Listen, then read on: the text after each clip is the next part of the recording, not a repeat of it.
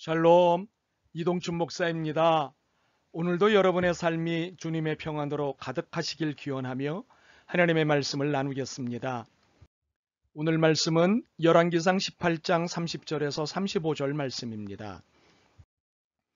엘리야가 모든 백성을 향하여 이르되 내게로 가까이 오라. 백성이 다 그에게 가까이 가매 그가 무너진 여호와의 제단을 수축하되 야곱의 아들들의 지파의 수요를 따라 엘리야가 돌 12개를 취하니 이 야곱은 옛적에 여호와의 말씀이 임하여 이르시기를 내 이름을 이스라엘이라 하리라 하신 자더라. 그가 여호와의 이름을 의지하여 그 돌로 제단을 쌓고 제단을 돌아가며 곡식종자 두세 알을 둘 만한 도랑을 만들고 또 나무를 버리고 송아지의 각을 떠서 나무 위에 놓고 이르되 통넷에 물을 채우다가 번제물과 나무 위에 부으라 하고 또 이르되 다시 그리하라 하여 다시 그리하니 또 이르되 세 번째로 그리하라 하여 세 번째로 그리하니 물이 제단으로 두루 흐르고 도랑에도 물이 가득 찼더라.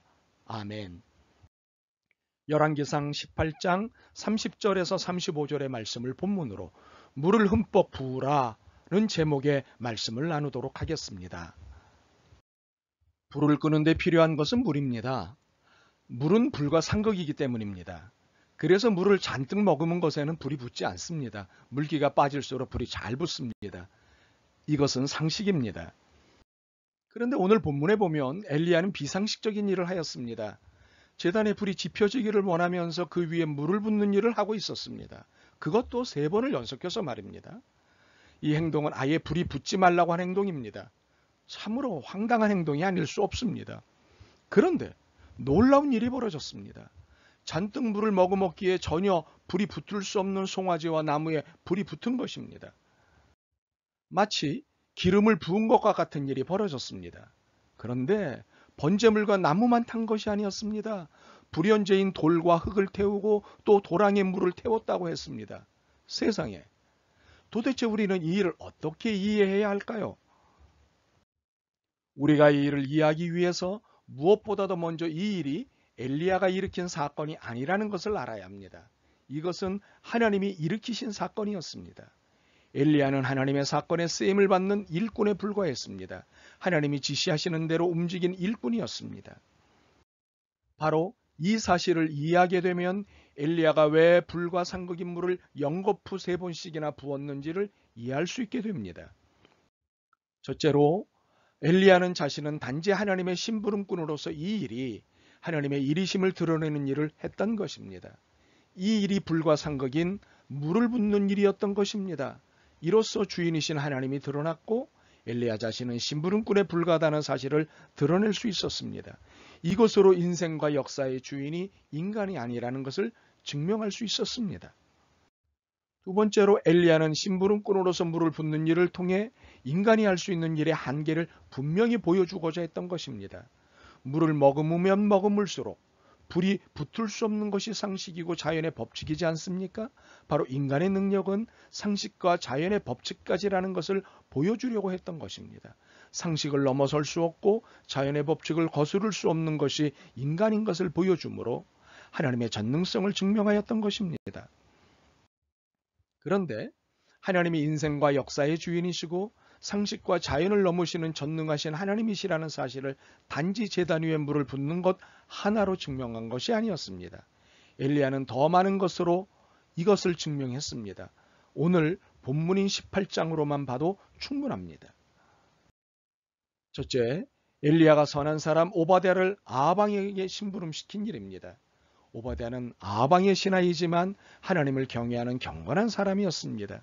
그래서 그는 사악한 왕 몰래 여호와의 선지자 100명을 굴 속에 숨기고 음식과 물을 공급하였습니다. 그러던 어느 날 그가 왕의 심부름을 가다가 엘리야를 만났습니다. 그때 엘리야로부터 심부름을 하나 받았습니다. 가서 그대의 주인에게 내가 엘리야를 보았습니다 하고 말하시오. 그러자 오바댜는 긴 변명을 하였습니다. 제가 무슨 죄를 지었기에 저를 아합의 손에 넘겨 죽이시려고 합니까? 예언자께서 섬기시는 주 하나님께서 살아계심을 두고 맹세합니다. 제 상전은 어른을 찾으려고 모든 나라 모든 왕국에 사람을 풀어놓았습니다. 그러나 그들이 돌아와서 엘리야가 없다고 보고하면 제 상전은 그 나라와 왕국에게 어른을 정말 찾지 못하였다고 맹세하게 하였습니다. 그런데 지금 어른께서는 저더러 어른께서 여기에 계시다고 말하라는 말씀이십니까? 제가 어른을 떠나가면 주님의 영이 곧 어른을 제가 알지 못하는 곳으로 데려가실 것입니다. 제가 가서 아합에게 말하였다가 그가 와서 어른을 찾지 못하면 반드시 저를 죽일 것입니다. 어른의 종인 저는 어릴 때부터 주님을 경외하였습니다. 이세벨이 주님의 예언자들을 학살할 때에 제가 한 일과 제가 주님의 예언자 100명을 50명씩 동굴에 감추고 그들에게 먹을 것과 마실 것을 대준 일을 어른께서는 듣지도 못하셨습니까? 그런데 지금 어른께서는 저더러 가서 저의 상전에게 어른께서 여기 계시다고 말하라는 것입니까? 그러면 제 상전은 반드시 저를 죽일 것입니다. 오바다는 두려움에 떨며 아합과 이세벨이 얼마나 극악한지를 설명했고 이것으로 엘리야를 설득하려고 했습니다. 그러나 엘리야는 오히려 오바다를 설득했습니다. 내가 섬기는 만군의 주님께서 살아 계심을 두고 맹세하오 나는 오늘 꼭 아합을 만날 것이요. 이것은 오바댜를 무시한 처사가 아니었습니다. 엘리야 자신도 오바댜와 마찬가지로 상식과 자연의 한계 안에 갇힌 존재임을 고백한 것입니다. 그리고 오바댜나 엘리야 자신이나 하나님의 심부름꾼이라는 사실을 잊지 말자고 설득한 것입니다. 결국 오바댜는 이를 인정하고 아합에게 가서 엘리야를 보았다고 말했습니다. 이 말을 듣자마자 아합은 당장 엘리야를 만나러 갔습니다. 여기서 우리는 변화된 오바댜의 태도를 볼 수 있습니다. 하나님의 전능성을 자신의 한계 안에 가두어 두었던 태도에서 자신의 한계를 하나님의 전능성에 내어드리는 태도로 바뀐 것을 볼 수 있습니다. 오바댜는 더 이상 자신의 한계 안에서 하나님을 바라보지 않았습니다. 하나님의 전능하심을 자신의 한계 안에 가두지 않았습니다. 하나님의 전능하심에 자신의 한계를 의지했습니다. 두 번째로 엘리야와 아합이 드디어 만난 일입니다. 아합이 엘리야를 죽이기 위해 찾아다닌 세월이 3년이 넘었습니다. 그러니 약이 올랐고 독이 오를 대로 오른 아합이었습니다. 그런데 엘리야는 이런 아합에게 자신의 거처를 알렸습니다. 엘리야를 만나자마자 아합은 이렇게 욕을 해댔습니다. 이스라엘을 괴롭게 하는 자여 너냐? 그대가 이스라엘을 망치는 장본인인가? 그대가 우리를 괴롭히는 늙은이로군. 이렇듯 독이 잔뜩 오른 아합에게 엘리야는 자신의 거처를 알리는 위험을 단행했던 것입니다. 이유가 무엇이었을까요? 전혀 기죽을 이유도 무서워할 이유도 없었기 때문입니다. 이것은 아합의 욕을 대하는 엘리야의 태도에서 알 수 있습니다. 내가 이스라엘을 괴롭히는 것이 아니라 임금님과 임금님 아버지의 가문이 괴롭히는 것입니다. 임금님께서는 주님의 계명을 내버리고 바알을 섬기십니다. 이제 사람을 보내어 온 이스라엘을 갈멜산으로 모아주십시오. 그리고 이세벨에게 녹을 얻어먹는 바알 예언자 450명과 아세라 예언자 400명도 함께 불러주십시오. 참으로 천하무적 아합 앞에서 기죽지 않는 엘리야의 배짱은 놀랍습니다. 도대체 이 배짱의 근원지는 어디일까요? 하나님입니다. 그리고 하나님에 대한 경험입니다.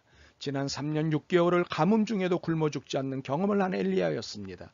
매일 하나님이 보내시는 까마귀를 통해 음식과 물을 공급받는 경험을 하였습니다. 이 경험이 그리고 이 경험을 시키신 하나님이 배짱의 근원지였습니다.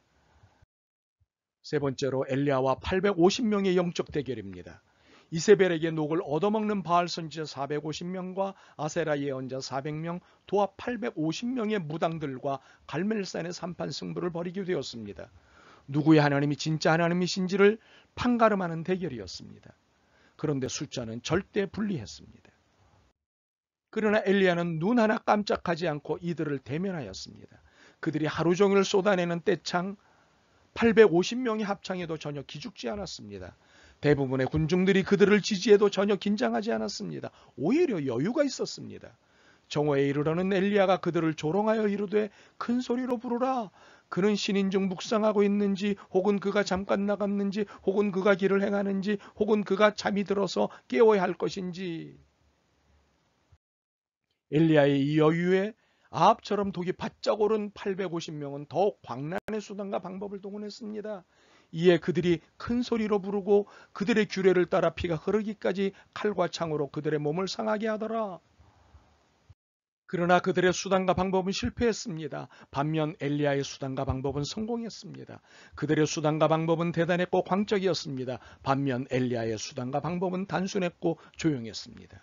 저녁 소재드릴 때에 이르러 선지자 엘리야가 나아가 말하되 아브라함과 이삭과 이스라엘의 하나님 여호와여 주께서 이스라엘 중에서 하나님이신 것과 내가 주의 종인 것과 내가 주의 말씀대로 이 모든 일을 행하는 것을 오늘 알게 하옵소서. 여호와여 내게 응답하옵소서. 내게 응답하옵소서.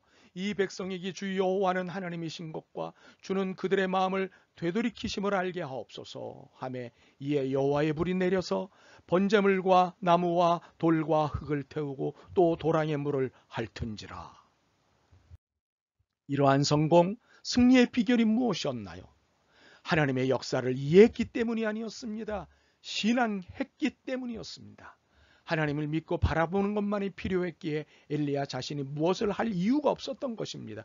그렇기 때문에 그의 제스처는 복잡할 필요가 없었습니다. 광적일 필요도 없었습니다. 단순하고 조용해도 됐습니다. 일은 하나님이 하시기 때문입니다. 하나님은 우리의 상식과 자연의 법칙을 넘어서 계시는 분이십니다. 그러므로 하나님은 신앙의 대상입니다. 믿고 바라보는 대상입니다. 그 말씀을 따라 그 말씀을 붙잡고 하나님의 전능하심 속으로 들어가는 것입니다. 여기서 하나님의 역사를 만나고 경험하게 되는 것입니다. 바로 이때부터 하나님을 이해하게 됩니다. 그래서 기도하게 됩니다. 여호와여 내게 응답하옵소서. 내게 응답하옵소서. 이것을 이해하셨다면 여러분 자신의 이성과 이해와 감정과 경험과 지식에 물을 흠뻑 부으십시오. 더 이상 자신의 것으로 태우지 못하도록 물을 흠뻑 부으십시오. 성령의 생수를 부으십시오. 그리고 내 것으로는 하나님의 역사를 일으킬 수 없다는 것을 인정하십시오. 그리고 기도하십시오. 주 여호와가 하나님이신 것을 알게 하옵소서. 하나님은 이런 여러분의 기도에 응답하십니다. 아멘. 주님을 이해하는 범위 안에서 주님을 신뢰하려고 하였습니다. 주님을 경험한 범위 안에서만 주님을 인정하려고 하였습니다. 그러나 이 태도들이 얼마나 볼품없는 태도인 줄 이제야 깨닫습니다. 저희를 불쌍히 여기시고 긍휼을 베풀어 주옵소서. 저희들의 잘난 체에 물을 부으시고 주님의 능력을 태우시옵소서. 예수 그리스도의 이름으로 기도드립니다. 아멘. 오늘도 여러분의 믿음과 삶을 응원합니다. 사랑합니다.